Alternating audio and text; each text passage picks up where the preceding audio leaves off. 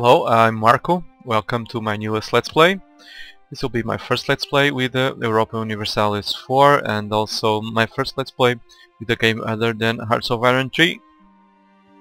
So for my first Let's Play with this game you guys picked Portugal, and I'm pretty sure that you did that because this is my home country, so I thank you very much for that. I would also like to thank everyone that voted and help me pick the country and express their opinions. That's very important for me, so big thank you.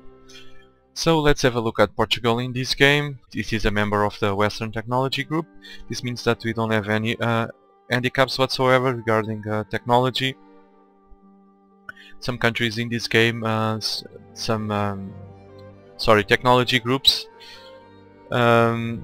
have a very big handicap to research. Like for example, this is the worst technology group, the New World, because they need 150% more of points to unlock technologies, and their monthly power is also reduced by -2 per month, which is very bad. Anyway. Let's continue. Portugal is Catholic. We start with the technology of level 3 at each of the categories of administrative, diplomatic and also military. Portugal has a starting idea, Portuguese tradition. It increases trade efficiency and trade range. After we unlock all of these Portuguese ideas, we will have a bonus idea, Portuguese ambitions, that will give us a very important overseas income of plus 20%. So these Portuguese ideas will give us some very good benefits, like for example to colonize the New World or Africa or whatever. This increases our colonial range, which is very important. But we also have other benefits. So let's start this. I'm going to play this Iron Man mode. I'm going to play out normal because this is my first game. What this does is that it increases the likelihood that the AI will target the human player. Well, since I'm not very experienced in this game, I will choose normal. So let's start. I already have a save in the cloud, so I'm going to overwrite it.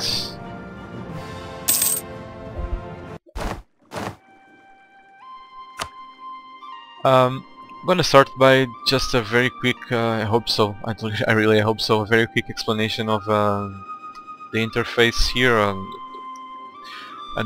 not the interface, the most important concepts of this game for those of you that never played it. So you have money in ducats. This is used to recruit military units, to pay for military units, for buildings. Buildings also require Monarch points, but we'll talk about that later. This is also very important. Money is also very important for all the expenses of the kingdom. We have to pay for colonial maintenance when the colonists are still, let's say, building our colony, and for missionary maintenance when we are converting provinces that are not from our religion, like for example Ceuta. So money also very important for army maintenance. Here is very important because it increases, if you don't pay full maintenance, it will decrease the morale of our armies, and the morale of armies in this game is very important too. We'll talk about that later. Fleet maintenance also pays for fleet maintenance. We'll talk about this later. Also money is very important for diplomatic action, for peace treaties, for example, for alliances, sorry, not alliances, for yeah, we can also give war soups, give money to our allies in times of war to help them pay the costs of the war. money can also be used for gifts and so on. So money is very, very important in this game. Oh, advisors. This is probably the most important use for money, right after the military. Advisors cost money, and so this is very, very important for that too. Probably there are other uses, but this is the ones that are the ones that I think that are more important. So over here we have the manpower pool. In the manpower pool is we have is of course the amount of manpower that we currently have available to build new regiments or ships, or reinforce our army. We can our manpower pool has a cap of 10 times our yearly regain value or base value, which is a combination of the manpower in the provinces and with that base value. So that we have a cap on this manpower pool, which is 10 times that the value that we can regain for a year. This can be increased by several ways: by building buildings that increase manpower, by researching some ideas, and of course conquering new lands or colonizing new lands. Over here we have the stability.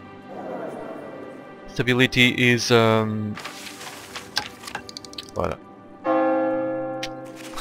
I'm not very used to this yet, especially with the shortcuts.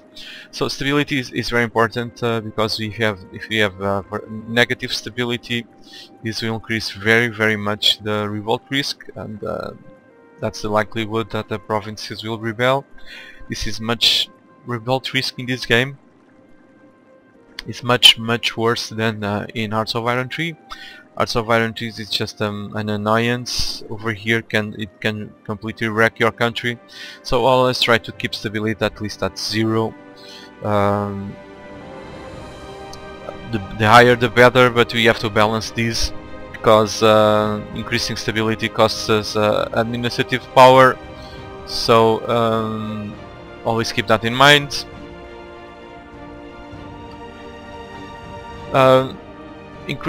Positive stability increases also our income by several ways: by global trade income, by tax national modifier, and negative stability, like I said, has several consequences. The worst is the revolt risk, and the other is we have minus yearly legitimacy because of that, and also pay more interest for the current loans, So the next value of this game, the next concept, is legitimacy. This is also very important, especially for keeping the revolt risk low, or increasing it if your legitimacy is very low, and also for diplomatic relations. So everything is explained as you can read there. So always try to keep legitimacy as high as possible, because there are also random events, very nasty random events, if your legitimacy is low.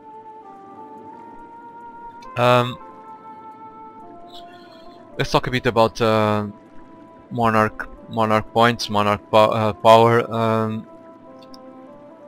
This is very, very important, especially because we need these.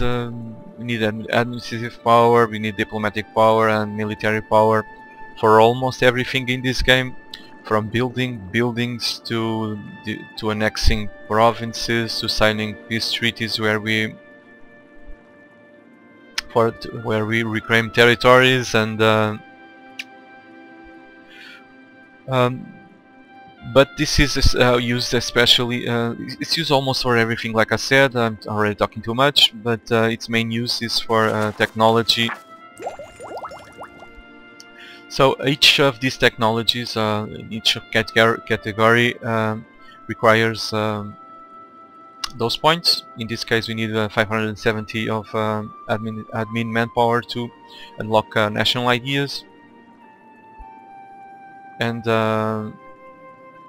this of course the diplomatic technology tree needs diplomatic power, and over here military power.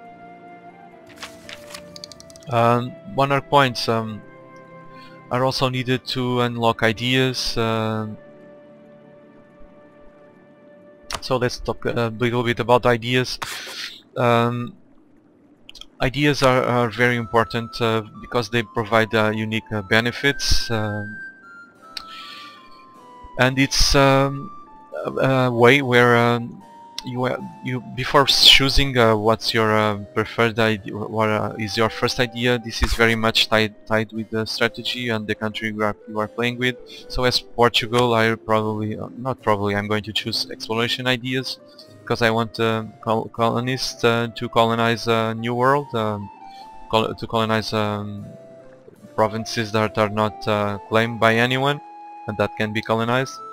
But we have a lot of ideas here. Like I said, it depends a bit of a lot of your strategy for the game. Administrative power and diplomatic power and military power points come from? Well, they come from a base value of 3. This is fixed, and your leader also has a skill in each of these categories, so it will provide it will help that base value. You can also hire advisors. Those advisors will help a bit. In this case, a skill 1 guy gives us 1 point per month of each of these categories. Sadly, I don't have one here. Okay, so that's it. Over here we have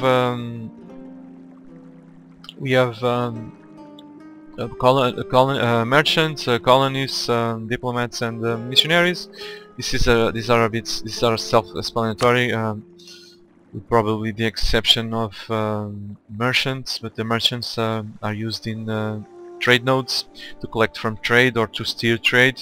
For example, over here we are steering our trade towards Sevilla, which is in our because this is where our capital is. Our capital belongs to this trade node.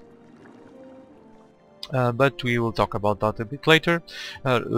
Colonists are used to colonize, of course, and diplomats to do all kinds of diplomacy tasks, and missionaries, like I said before, to convert provinces. So let's really start the game. I'm gonna start by choosing my advisors. I can only afford the level 1. This guy is very good, but I'm going to pick this one because I don't have problems with revolt risk now. Just have that in Ceuta, but I'm going to get rid of Ceuta for several reasons. So this guy will reduce our yearly inflation, which is good. If we have problems with that, I was kind of hoping that I had a guy here that increased the morale of armies. I don't. Okay.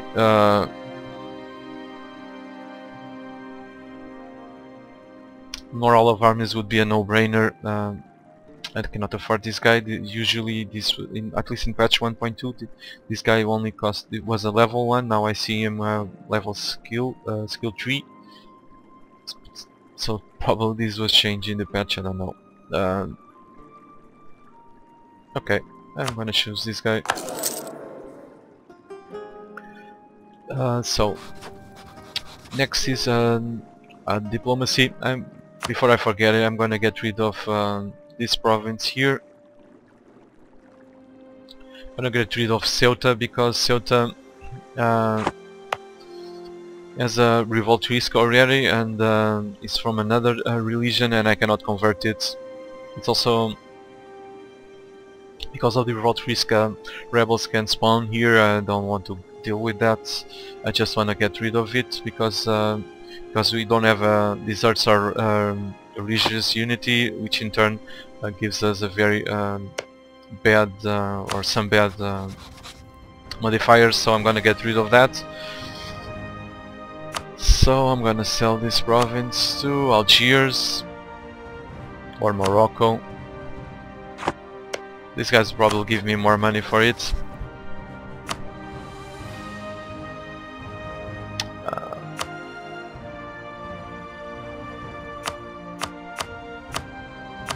60 ducats, okay, I accept it. Next thing, I figured that Castile will be my biggest opponent regarding colonization, and I have to weaken them as soon as possible. So that's my goal. So I have a mission here that it wants me to form an alliance with Castile. I won't do that because I'm going to war with them as soon as I see they are weak, or as soon as I spot the weakness in them. But we'll see. It is also heavily dependent on luck. We will see what happens. So because of that, I'm going to attack Granada, because Granada will become part of Castile in not very long from now. So I'm going to take them before they are able to declare war on them, hopefully. So since I cannot declare war on them right now because I have a truce, and I also don't have a casus belli, I have to fabricate a claim.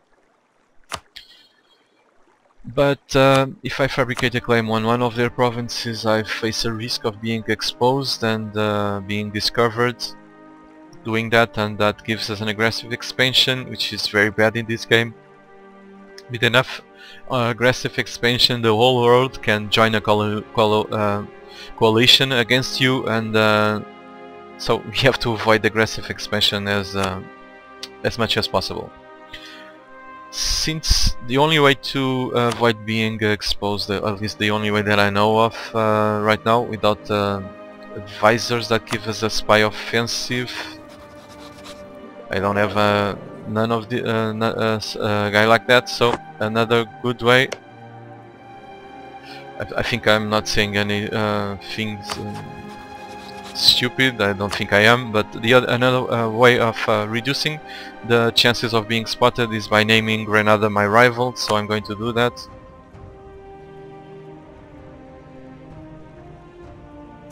Okay, just spent 10 diplomatic points to do so.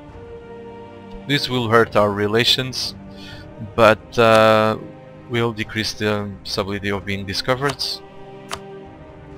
Now it's much less. Let's hope it works. Sometimes we are discovered even while doing this. Like I said, this will hurt our relations. So we have hostile relations, minus 25. Our opinion of them is also changed by minus 50.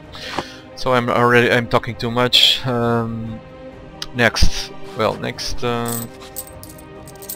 I already put army maintenance as low as possible, because I'm going to use my light ships to protect my trade, and reducing maintenance too much will also decrease the effectiveness of light ships, which translates in money loss or money gain if they have full maintenance. So I'm gonna try with this setup. I think that's all.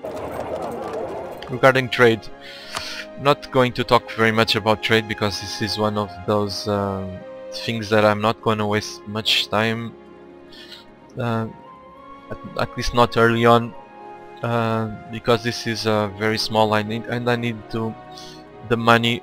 Because of my strategy, I'm going to be very aggressive early on. At least I hope so. I can be very aggressive, because this is highly dependent on luck too, at least to the best of my knowledge. So I'm not going to waste much time with these. I'm not going to build light ships to increase my trade power, because that will take time that will need money, and I will need time to regain the money that I've spent, and so on. So just going to recall this guy. What else? Technology, we still cannot research anything. Same thing here, we cannot unlock any idea until we have national ideas researched. I'm going to select this mission to increase our prestige, and upon completion I will gain 1 stability.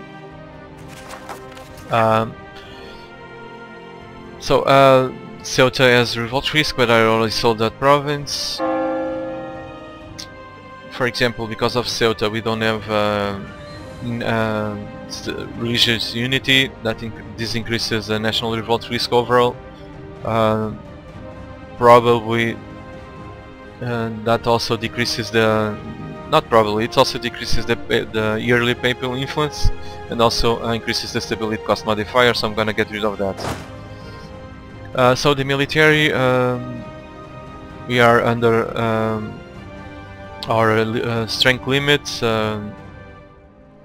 force limits, so I'm gonna build more units. I'm probably gonna go above this limit too. But because we only have one free, we only have one free leader. Because of that, we are paying extra maintenance, because we have 4 leaders, and only one of them is free. So I'm gonna get rid of this very good general, because our monarch is also very good. It's not a good idea to use our monarch for commanding armies, but I'm gonna take the chance anyway. So I'm gonna get rid of this guy. I'm also gonna get rid of this explorer. Just gonna keep these 3, because I'm worried that one of these guys might die from some random event. There's almost always a chance that one of these characters will die, so I will keep 2. This way we are only paying for 1 leader, and we'll be able to increase our military technology faster. I think that's all. No, I need to select these guys. There's a hotkey to detach them. It's the X. Okay, they're already detached. I'm sleeping for sure. So I'm gonna send these guys to protect trades in our civilian network, trade nodes. These guys are going to explore, so I'm gonna send them to Madeira. I think that's it. I'm gonna worry with this. I'm not forgetting about anything. Don't think I am, so let's start. Our time is almost up. I talk too much. Okay,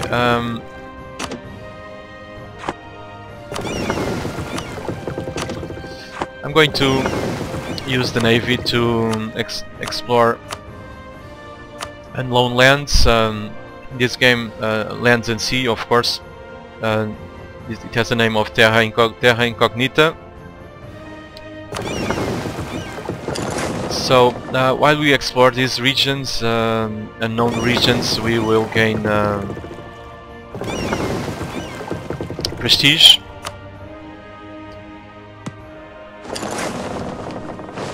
Let's go. Okay, by the way, this reminds me that I'm customize my game to stop when my units reach their destination. We can do that over here. You have several things that we can make the game stop, just like in Hearts of Iron 3. Okay, I already have diplomatic, 3 diplomats, so I'm going to do the same with Madrid. I need with Castile. I need Casus Belli. Just check that they are allied with Aragon and Navarra. This is quite bad for what I have in mind, but whatever.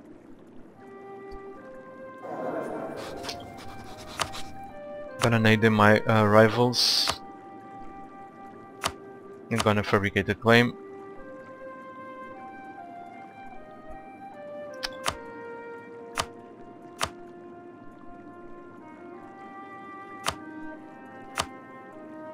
On that province over there, Galicia. Just hope I don't get discovered. So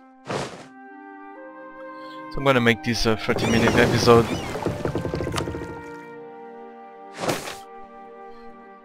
Okay, we now have fish in the Azores. Our merchant is free.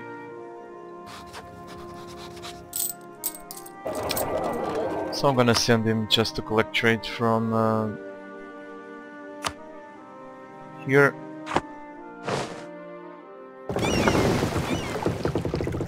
While our ships are at sea, they will suffer from attrition. That attrition is reduced by the amount of maneuver of our leaders. What's this? Morale of armies. This is cool.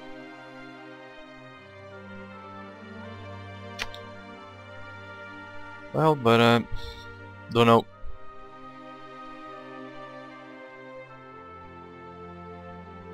I don't like the idea of losing an administrative power because I need it to unlock that idea, that technology that will be enable me to unlock ideas. So I don't care about that. You'll gain prestige by exploring these areas.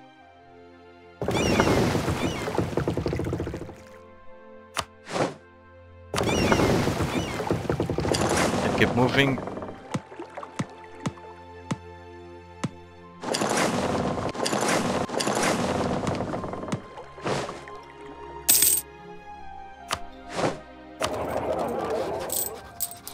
So we are gaining 3.18 of money. Let's reduce a bit this to see how much do we end up making.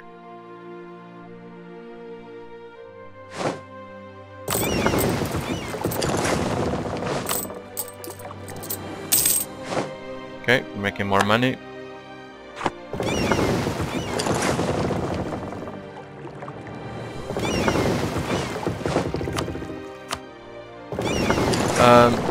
Like in Hearts of RNG, I like to assign an hotkey to navies and armies, but since the new patch, it's not possible to do so in this game. It was possible to do with 1.2, now it's not, unfortunately.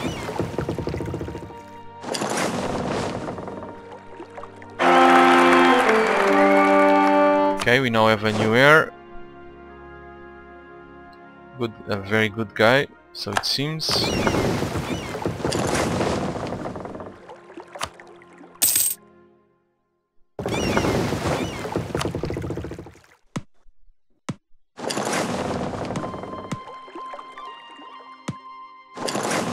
Okay, keep moving. We'll have to send these guys to ports very soon because they are suffering from attrition.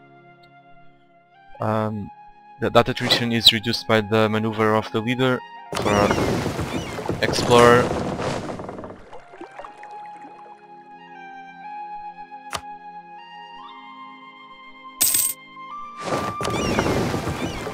I'm gonna build a few more units.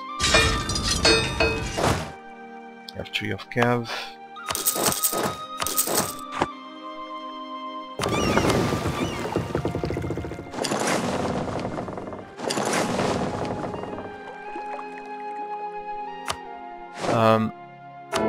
Can invest in it. I can use my papal influence in cardinals.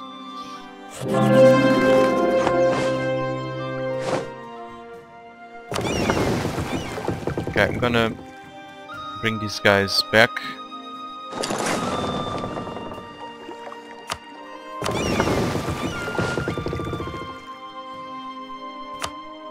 Okay, and notice that our time is up, so that's all for episode number 1. I hope it was not too boring and that you guys enjoyed it, and so thank you for watching and take care.